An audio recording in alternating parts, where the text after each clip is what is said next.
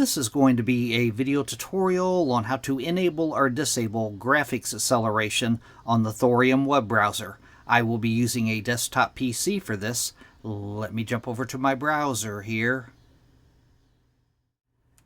I have the Thorium web browser opened up now. Graphics acceleration used to be called hardware acceleration. They changed the name, but the function is still the same. But to enable it or disable it, the first thing you want to do is open up Settings. I'm going to go off to the upper right hand corner, up to the 3-bar Hamburger menu. I'm going to click on that. Then I'm going to go down to where it says Settings, and I'm going to click on Settings.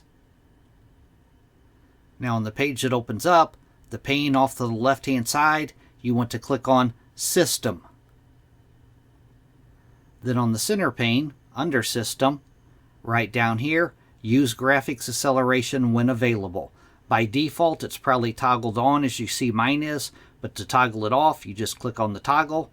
Then you would have to relaunch your browser. But to enable it, you just toggle this on here. That is how to enable or disable graphics acceleration on the Thorium web browser. Thanks for watching.